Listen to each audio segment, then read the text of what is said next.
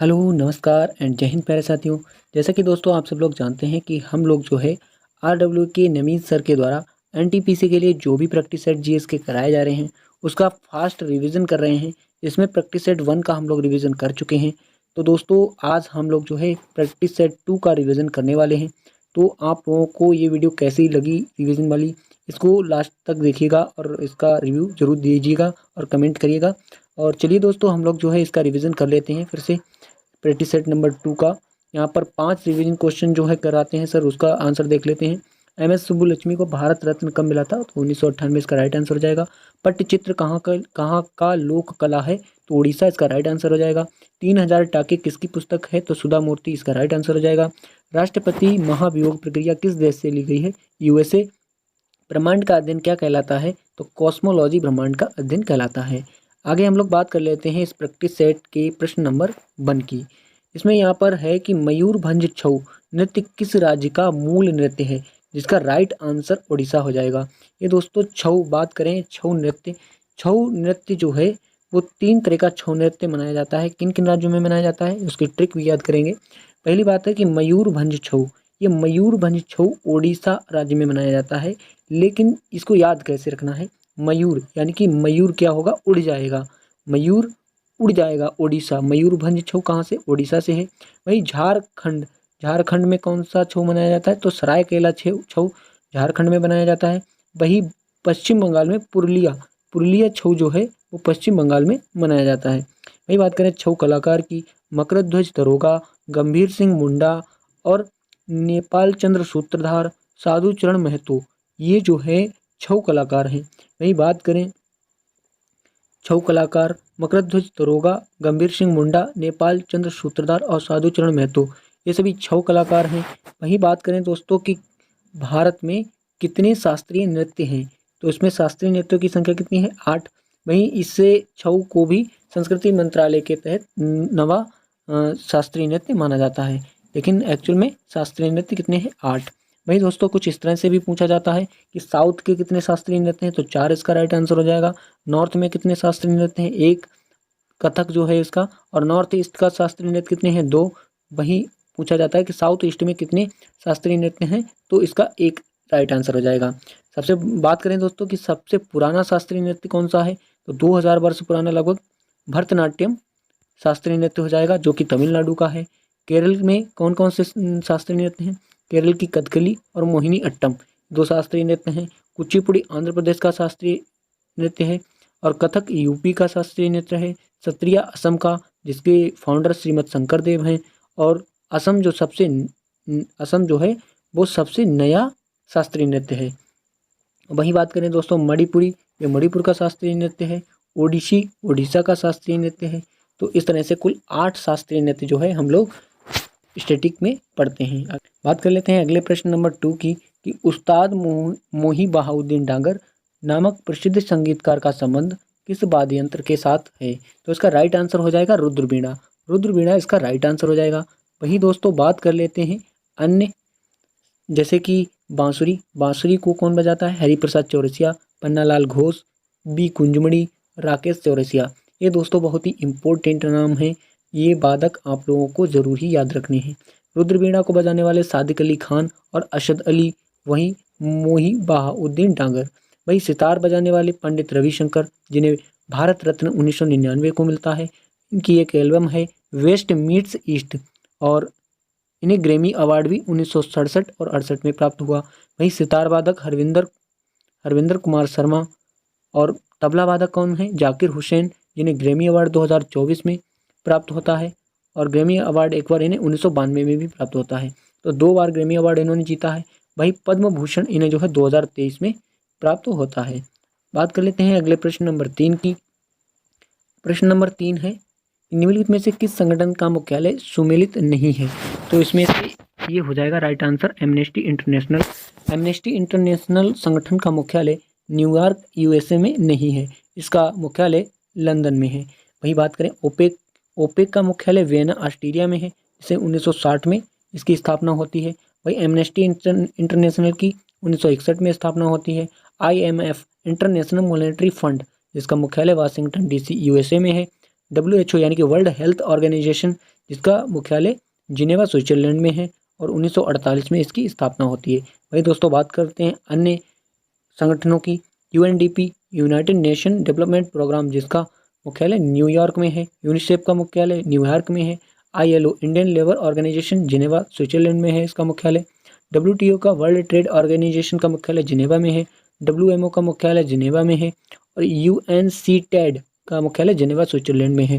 वही यूएनएफसीसीसी का मुख्यालय वान जर्मनी में है। यूएनईपी का मुख्यालय नैरोबी केन्या में है। यूनेस्को का मुख्यालय फ्रांस के पेरिस में है और यूएन का मुख्यालय न्यूयॉर्क में है। वहीं बात कर लेते हैं दोस्तों अंतर्राष्ट्रीय कोड, जिसका मुख्यालय द हेग में है। यूएन के 6 अंग हैं, इन 6 अंगों में से एक अंग का मुख्यालय कहाँ है? द हेग में है। अगली बात कर लेते हैं अन्य अगले प्रश्न की। प्रश्न नंबर 4 कि भारत में स्पेस एप्लीकेशन सेंटर कहाँ स्थित है? स्पेस एप्लीकेशन सेंटर SAC इसे शॉर्ट फॉर्म में बोलते हैं। इसकी स्थापना 1972 में होती है। इसका मुख्यालय जो है अहमदाबाद में स्थित है। इसका सेंटर कहाँ स्थित है? अहमदाबाद में, स्पेस एप्लीकेशन सेंटर। वहीं दोस्तों बात कर लेते हैं बेंगलोर में किसका मुख्यालय है, किसका हेडक्वार्टर है? तो इसरो का हेडक्वार्टर जो है बेंगलुरु में है। इंडियन स्पेस रिसर्च ऑर्गेनाइजेशन, जिसकी स्थापना 1969 यानी कि 1969 में होती है, जिसके वर्तमान अध्यक्ष बी नारायणन हैं। और DRDO वहीं बात करते हैं दोस्तों DRDO की। DRDO का 1 जनवरी 1958 में इसकी स्थापना होती है, जिसका हेडक्वार्टर नई दिल्ली में है, जिसके अध्यक्ष समीर वी कामत हैं। और इसका मोटो क्या रहता है? वलस्य मूलम विज्ञानम इसका मोटो रहता है। बात कर लेते हैं अगले प्रश्न की कि भारत में ये सबसे इम्पोर्टेंट टॉपिक हो जाता है, परमाणु बम परीक्षण किस वर्ष किया गया था? प्रथम परमाणु बम परीक्षण किस वर्ष किया गया था? तो इसका राइट आंसर हो जाएगा 1974 में। 18 मई 1974 को प्रथम परमाणु बम परीक्षण किया गया था। उस समय PM कौन थे? इंदिरा गांधी थी। राष्ट्रपति फखरुद्दीन अली अहमद थे और पोखरण राजस्थान में ये जो है परमाणु बम परीक्षण किया गया था। जिसमें दोस्तों आप लोगों को ध्यान रखना है कि ये प्रश्न जो है कुछ इस तरह से भी पूछा जा सकता है कि प्रथम पोखरण परमाणु परीक्षण किस वर्ष किया गया था, और कुछ इस तरह से भी पूछा जा सकता है कि द्वितीय पोखरण परमाणु परीक्षण किस वर्ष किया गया था। तो इसका राइट आंसर हो जाएगा 11-13 मई 1998। और यहाँ पर इसका कोड क्या था? पहले परमाणु बम परीक्षण का स्माइलिंग बुद्धा इसका कोड था। दूसरा परमाणु परीक्षण 11 और 13 मई 1998 को होता है, जिसमें प्रेसिडेंट KR नारायण थे।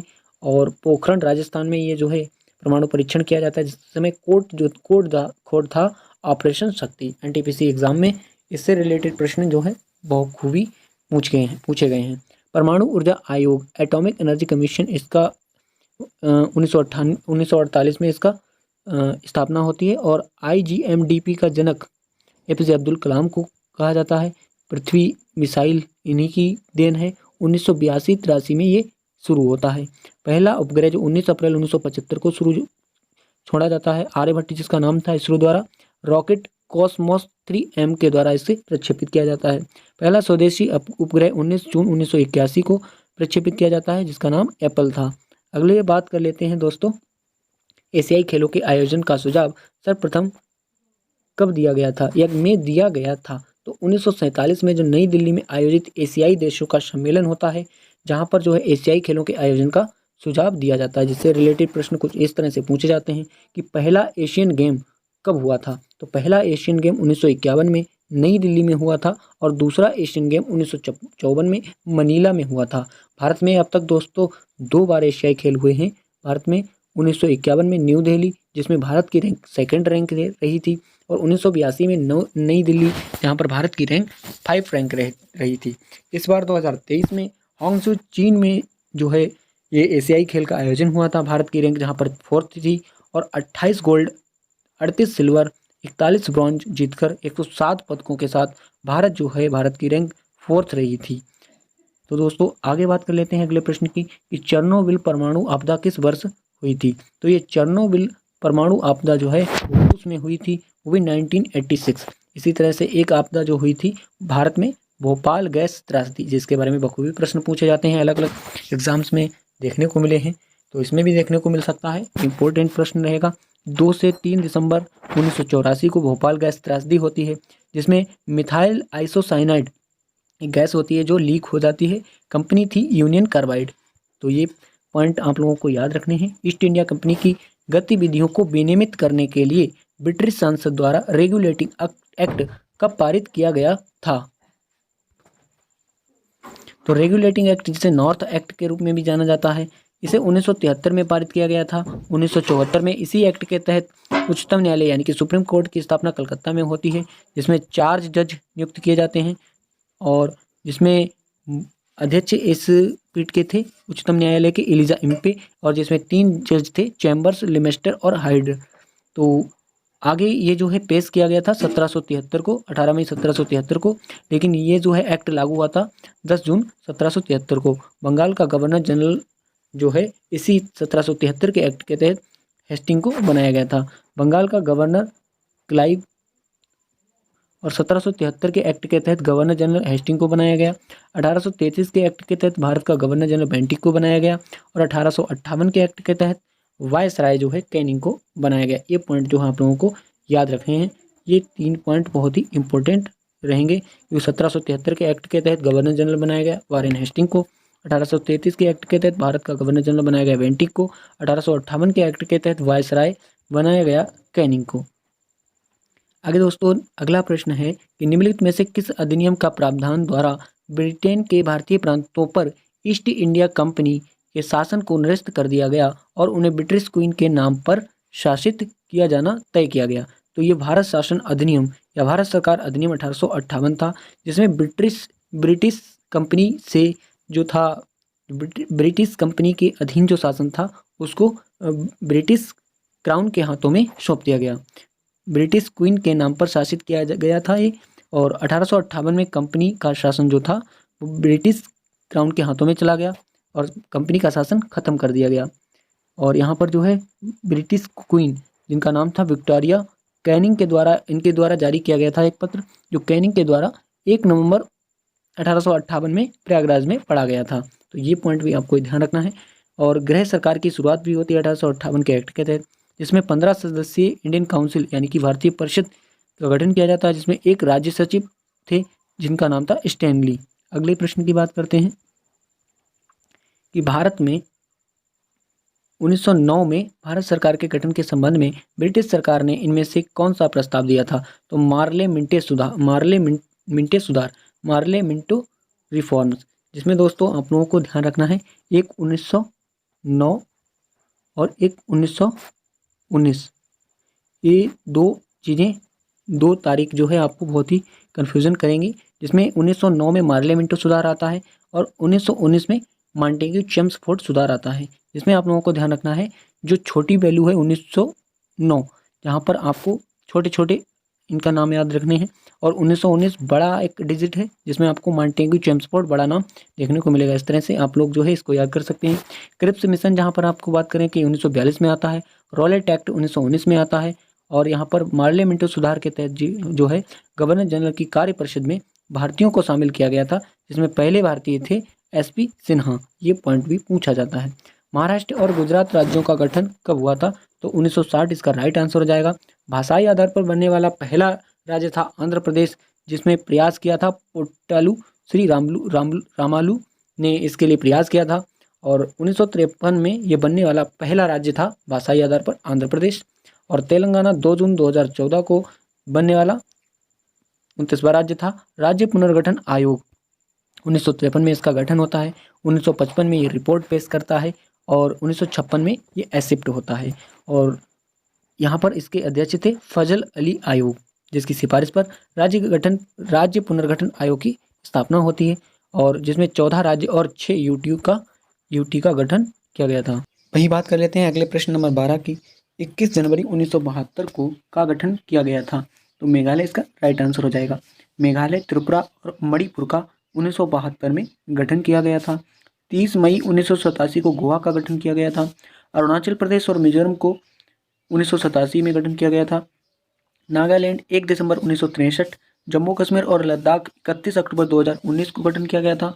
सिक्किम का आर्टिकल नंबर 2 के तहत 16 मई 1975 को गठन किया गया, और आर्टिकल नंबर 3 के तहत छत्तीसगढ़, उत्तराखंड और झारखंड को अलग अलग डेट पर जो है सन 2000 में यहाँ पर इनको एक अलग राज्य बनाया गया। छत्तीसगढ़ को मध्य प्रदेश से अलग करके 1 नवंबर 2000 को, और उत्तराखंड को यूपी से अलग करके 9 नवंबर सन 2000 को, झारखंड को बिहार से अलग करके 15 नवंबर सन 2000 को यहाँ पर इनको एक राज्य बनाया गया था। साथ ही में दोस्तों आप लोगों को बता दें कि यदि किसी भारतीय भारतीय हिस्से को ही राज्य बनाया जाता है, भारतीय हिस्से से तो उसको आर्टिकल नंबर 3 से, और बाहरी हिस्से से तो आर्टिकल नंबर 2 से उसे राज्य बनाया जाता है। रानी पद्मावती का संबंध किस शहर से है? तो इसका राइट आंसर हो जाएगा चित्तौड़गढ़। रानी पद्मावत, पद्मावत एक पुस्तक का भी नाम है जिसे लिखा था MM जायसी यानी कि मलिक मोहम्मद जायसी ने।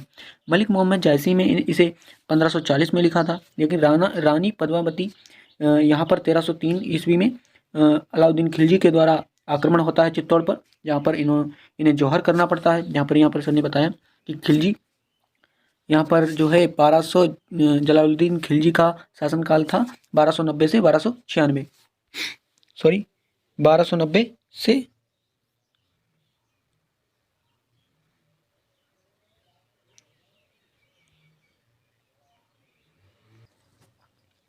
बात कर लेते हैं अगले प्रश्न की। रानी पद्मावती का संबंध किस शहर से है? तो जिसका राइट आंसर हो जाएगा चित्तौड़गढ़। यहाँ से दोस्तों आप लोगों को निम्न पॉइंट ध्यान रखने हैं कि पद्मावत के लेखक कौन थे? मलिक मोहम्मद जायसी, जिन्होंने 1540 में इस पुस्तक को लिखा। और यहाँ पर हम लोग बात करते हैं अलाउद्दीन खिलजी की, जहाँ पर खिलजी वंश का शासन कितना था? 1290 से नहीं, जलालुद्दीन खिलजी, जिन्होंने खिलजी वंश की स्थापना की, जिनका शासनकाल 1290 से 1296 रहा।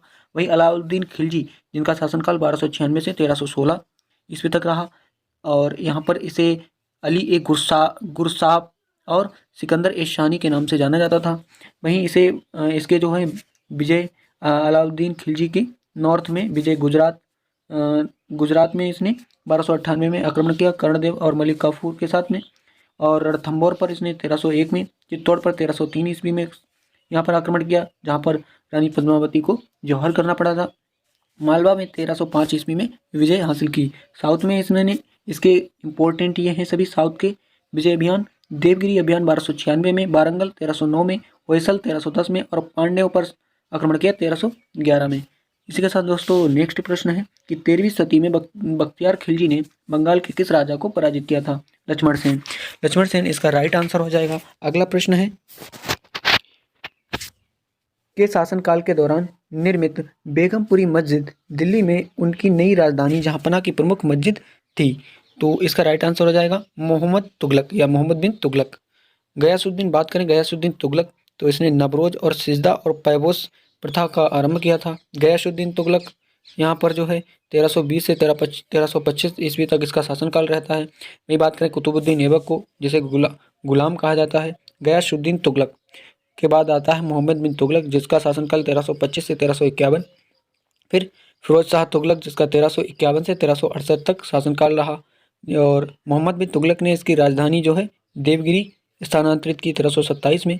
इसने मोहम्मद बिन तुगलक ने ही सांकेतिक मुद्रा का प्रयोग किया। और कराचिल अभियान इसी का था।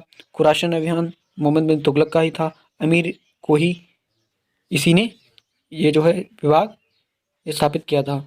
एक प्रसिद्ध यात्री इब्न बतूता, जिसे मोरक्को का राजकुमार भी कहा जाता है, ये काबुल निवासी था। तो मोरक्को इसका राइट आंसर हो जाएगा। 1333 ईस्वी में ये आता है। अरबी भाषा में रहला पुस्तक को लिखता है और दिल्ली का काजी इसे नियुक्त किया जाता है मोहम्मद बिन तुगलक के द्वारा। 1342 ईस्वी में चीन इसे भेजा जाता है काजी बना करके, दिल्ली का काजी के बाद उसे 1342 में चीन भेजा जाता है। प्रसिद्ध कन्नड़ नाटक तुगलक, जिसका अन्य भारतीय भाषाओं में भी मंचन किया गया है, इसके तुगलक के लेखक कौन हैं? गिरीश कर्नाड, जिन्होंने इसको जो है नागमंडला नाम से मोहम्मद बिन तुगलक के शासनकाल पर यह जो तुगलक पुस्तक है जिसका भारतीय भाषाओं में मंचन किया है। और अन्य भाषाएं हैं जिनका ट्रांसलेशन किया गया है। अभिज्ञान शकुंतलम, ये संस्कृत की एक किताब थी जो प्रभु कालिदास के द्वारा लिखी गई थी, जिसे विलियम जोन्स ने यहाँ पर ट्रांसलेशन किया। रामायण का ट्रांसलेशन RTH ग्रिफिथ ने किया। महाभारत का ट्रांसलेशन KM गांगुली ने। और पंचतंत्र का यहाँ पर इन्होंने थॉमस नॉर्थ ने ट्रांसलेशन किया था। अगला प्रश्न की बात कर लेते हैं कि इनमें से किस अवसर पर चंद्र ग्रहण होता है? तो यहाँ पर दोस्तों आपको ध्यान रखना है, अगर आप लोगों को चंद्र ग्रहण और सूर्य ग्रहण याद करने में दिक्कत होती है तो यहाँ पर हम आपको ट्रिक बताने वाले हैं, ध्यान से सुनिएगा। पहले प्रश्न का आंसर देख लेते हैं कि किस अवसर पर चंद्र ग्रहण होता है? तो पूर्णिमा के अवसर पर चंद्र ग्रहण होता है। अगर चंद्र ग्रहण होता है तो सूर्य और पृथ्वी और चंद्रमा एक सीध में होंगे, और सूर्य ग्रहण होता है तो सूर्य, चंद्रमा और पृथ्वी एक सीध में होंगे। लेकिन इन्हें ध्यान कैसे रखना है? चंद्र ग्रहण कब होता है? जब सूर्य और चंद्रमा के बीच में पृथ्वी आ जाती है। जब सूर्य और चंद्रमा के बीच में पृथ्वी आ जाती है तो क्या हो जाता है, चंद्र ग्रहण हो जाता है। तब चंद्रमा कहता है भाई कि हमारे बीच में आकर के तुमने ग्रहण हम पर लगवा दिया। अब पृथ्वी कह रहा है कि सूर्य चंद्रमा का मिलन नहीं होने दिया पृथ्वी ने, तो अब जो है सूर्य ग्रहण कब होगा, जब सूर्य और पृथ्वी का मिलन नहीं होने देगा चंद्रमा, तब क्या हो जाएगा, सूर्य ग्रहण हो जाएगा। जब पृथ्वी बीच में आ रही थी तो चंद्रमा पर ग्रहण लग रहा था, अब चंद्रमा गुस्से में आकर सूर्य के बीच में आ गया तो सूर्य ग्रहण लग गया। ये ध्यान रखना है मेरे भाई। आगे प्रश्न की बात कर लेते हैं। हैली धूमकेतु की कौन से साल में पृथ्वी के आसपास क्षेत्र में लौटने की उम्मीद है। सबसे पहले बता दें कि हैली धूमकेतु जो एक है 1758 में इसकी खोज की गई थी। ये लगभग 75 से 76 वर्ष की अंतराल में जो है देखने को एक बार मिलता है। आखिरी बार ये 1986 में देखा गया, जिसमें 75 अगर आप लोग जोड़ देते हैं तो 2061 इसका राइट आंसर हो जाएगा। 2061 में ये हम लोगों को पृथ्वी के आसपास देखने को मिल सकता है। कभी कभी 2062 भी आंसर दिया रहेगा, तो आप लोगों को उस पर टिक कर देना है, उनमें से एक ही मिलेगा।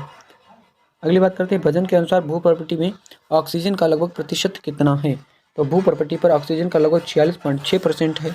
ऑक्सीजन का 46% किसमें, भूप्रकृति में, और सल्फर का 27%, एल्युमिनियम का 8% और ये लोहे का 5%। यही बात करें वायुमंडल में, नाइट्रोजन का 78%, ऑक्सीजन का 21%, आर्गन का 0.93% और कार्बन डाइऑक्साइड का 0.03%। वहीं ह्यूमन बॉडी में ऑक्सीजन सर्वाधिक मात्रा में होता है, कार्बन दूसरे नंबर पर होता है, फिर हाइड्रोजन और नाइट्रोजन की मात्रा देखने को मिलती है। वहीं बात करें हमारे सौरमंडल का सबसे छोटा ग्रह कौन सा है, तो इसका राइट आंसर हो जाएगा बुध। बुध ग्रह सबसे छोटा ग्रह है।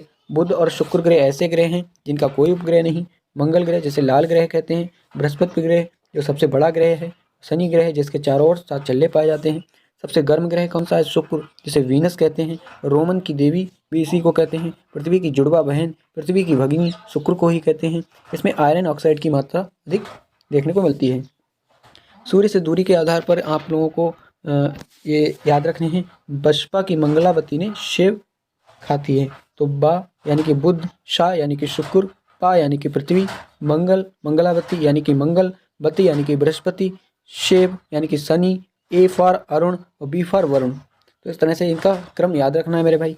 तो आप लोगों को ध्यान रखना है कि बुध, शुक्र, पृथ्वी और मंगल इन्हें आंतरिक ग्रह या ठोसीय ग्रह भी कहा जाता है। वहीं बृहस्पति, शनि, अरुण और वरुण इन्हें गैसीय ग्रह या बाह्य जैवीन ग्रह भी कहा जाता है। मंगल और बृहस्पति के बीच ये जो है क्षुद्र ग्रह पाए जाते हैं, एस्ट्रॉइड पाए जाते हैं। तो आप लोगों को ध्यान रखना है। बात कर लेते हैं अगले प्रश्न की। पृथ्वी का द्रव्यमान लगभग है, तो 6 × 10⁻24 किलोग्राम पृथ्वी का द्रव्यमान लगभग है। पृथ्वी की आकृति लघुवच्छ गोलाव है और पृथ्वी की त्रिज्या 6371 किलोमीटर है, जिसे 6400 किलोमीटर आपको कहीं कहीं देखने को मिलेगा लगभग। और वही बात करें विषुवतीय व्यास, ये जो विषुवतीय व्यास है ईस्ट टू वेस्ट, तो इसका 12,756 किलोमीटर है। और वहीं ध्रुवीय व्यास इसका नॉर्थ से साउथ इसका है 12,714 किलोमीटर। बात कर लेते हैं अगले प्रश्न की। उत्पादन के 4 कारक कौन कौन से हैं, तो भूमि, श्रम, पूंजी और उद्यमिता, यानी कि land, labour, capital and entrepreneurship, ये 4 जो हैं उत्पादन के कारक हैं। बात करें औसत उत्पाद बराबर क्या होता है, कुल उत्पाद बटे श्रम। कुल उत्पाद को अगर हम श्रम से भाग कर देते हैं तो औसत उत्पाद हमको मिल जाता है। आगे बात कर लेते हैं the general theory of employment, interest and money 1936 में। इस पुस्तक को किस अर्थशास्त्री ने लिखा था, तो इसका राइट आंसर हो जाएगा J.M. Keynes, John Maynard Keynes, in short form में J.M. कीन्स पढ़ते हैं। और थ्योरी ऑफ मॉरल सेंटीमेंट्स, ये पुस्तक है एडम स्मिथ की, 1759 में इन्होंने लिखी। एक और पुस्तक इनकी सबसे ज़्यादा चर्चित पुस्तक है, बहुत पूछी जाती है, वेल्थ ऑफ नेशन, 1776 में ये पुस्तक इन्होंने लिखी एडम स्मिथ ने। अगला प्रश्न है जिस बाजार में स्पर्धा की कमी हो तो उसे क्या कहते हैं। जिस बाजार में स्पर्धा ही ना हो, जहाँ पर लोग जो है केवल एक का ही राज्य स्थापित हो, जहाँ पर क्या कहेंगे, मोनोपोली, जहाँ में प्रतियोगिता का अभाव होता है। सार्वजनिक और निजी क्षेत्र, सरकारी क्षेत्र जो होता है, निजी क्षेत्र का 49% भागीदारी होती है और 51% जहाँ पर भागीदारी होती है वहाँ पर सरकारी क्षेत्र यानी कि सरकार की भागीदारी होती है। बात कर लेते हैं अगले प्रश्न की। औपनिवेशिक भारत की भारतीय आबादी का लगभग 85% भाग अर्थव्यवस्था के इनमें से किस क्षेत्र पर निर्भर करता है? तो औपनिवेशिक भारत की भारतीय आबादी का लगभग 85% भाग कृषि क्षेत्र पर आधारित है या कृषि क्षेत्र पर निर्भर करता है। कृषि क्षेत्र से जुड़े कौन कौन से कृषि क्षेत्र जैसे प्राथमिक क्षेत्र कहते हैं, जिसमें पशुपालन, वानिकी और मत्स्य पालन भी शामिल है। प्राथमिक क्षेत्र किसके अंतर्गत आता है? कृषि क्षेत्र प्राथमिक क्षेत्र के अंतर्गत आता है, जिसमें पशुपालन, वानिकी और मत्स्य पालन भी शामिल हैं। वही बात करें द्वितीय क्षेत्र की, सेकेंडरी, टर्सरी, विनिर्माण जो होता है कच्चे माल के द्वारा कोई वस्तु बनाई जाती है, विनिर्माण के क्षेत्र में आता है, जिसे द्वितीय क्षेत्र में काउंट करते हैं। तृतीय क्षेत्र में संचार, परिवहन, बैंकिंग और सेवा का क्षेत्र आपको देखने को मिलता है। बात कर लेते हैं अगले प्रश्न की। निम्नलिखित में से किसका 2024 में पेरिस ओलंपिक के आधिकारिक नारे के रूप में अनावरण किया गया था? 2024 में पेरिस ओलंपिक के आधिकारिक नारे के रूप में अनावरण किया गया था गेम्स वाइड ओपन और 33वें ओलंपिक, ये 33वां ओलंपिक था 2024 में फ्रांस के पेरिस में, जिसकी थीम थी लेट्स मूव एंड सेलिब्रेट, जिसका शुभंकर था फ्रिजियन टोपी, जहां पर फ्रांस की फ्रिजियन टोपी इसका शुभंकर था। 38वें राष्ट्रीय खेलों 2025 का उद्घाटन किसने किया? तो इसका राइट आंसर हो जाएगा नरेंद्र मोदी। उत्तराखंड में 26 जनवरी से 13 फरवरी 2025 को ये राष्ट्रीय खेल हुए, 38वें राष्ट्रीय खेल, जहां पर शुभंकर मौली था, थीम हरित खेल थी, आदर्श वाक्य संकल्प से शिखर तक था, मशाल का नाम तेजस्विनी था। इसकी शुरुआत यानी कि नेशनल गेम्स की शुरुआत जो होती है 1924 में लाहौर भारतीय ओलंपिक खेल में होती है, 1940 में बम्बई में होता है ग्रीष्मकालीन राष्ट्रीय खेल, 1985 में आधुनिक राष्ट्रीय खेल होता है। ये पहला स्थान किसका रहा यहाँ पर? 68 गोल्ड के साथ 121 मेडल जीते किसने? सेना ने। महाराष्ट्र का दूसरा स्थान रहा 24 गोल्ड के साथ, हरियाणा का 48 गोल्ड के साथ तीसरा स्थान रहा। यहाँ पर जो होने वाले राष्ट्रीय खेल थे उनमें सेना का पहला स्थान रहा है। किसानों और उद्यमियों को समर्थन देने के लिए किस भारतीय राज्य में वाना कहे योजना शुरू की गई? इसका राइट आंसर मिजोरम आ जाएगा। NTR भरोसा पेंशन योजना आंध्र प्रदेश में स्टार्ट हुई। गृह आधार योजना गोवा में शुरुआत हुई। भारत की कौन सी महिला बॉक्सर तेलंगाना पुलिस में DSP के पद पर नियुक्त हुई है? तो निकत जरीन, जिन्हें तेलंगाना पुलिस में DSP के पद पर नियुक्त किया गया है। मोहम्मद सिराज जो एक क्रिकेटर हैं और लवलीना बोर्गोहेन मुक्केबाज। यहाँ पर मैरी कॉम विश्व चैंपियनशिप गोल्ड निकत जरीन ने 2022 और 23 का विश्व चैंपियनशिप गोल्ड इन्होंने जीता है निकत जरीन ने। बात कर लेते हैं अगले प्रश्न की। अगला प्रश्न है हमारा होमवर्क। जो होमवर्क आप लोगों को यहाँ पर कमेंट में इसका आंसर बताना है कि दीप्ति शर्मा को उत्तर प्रदेश सरकार द्वारा DSP बनाया गया था, ये किस खेल से जुड़ी हुई हैं? दीप्ति शर्मा के बारे में आप लोगों को इसमें आंसर बताना है कमेंट में। दोस्तों ये वीडियो आप लोगों को कैसी लगी और आप लोग कमेंट जरूर करिएगा। पिछली वीडियो जो थी अगर आपने नहीं देखी उसे ज़रूर देखिएगा। बहुत सारे दोस्तों ने उस वीडियो को लाइक किया है और बहुत सारा प्यार दिया है, तो इसी तरह से इस चैनल पर बने रहिएगा और अगली वीडियो भी आपको बहुत जल्दी इसका रिवीजन मिल जाएगा।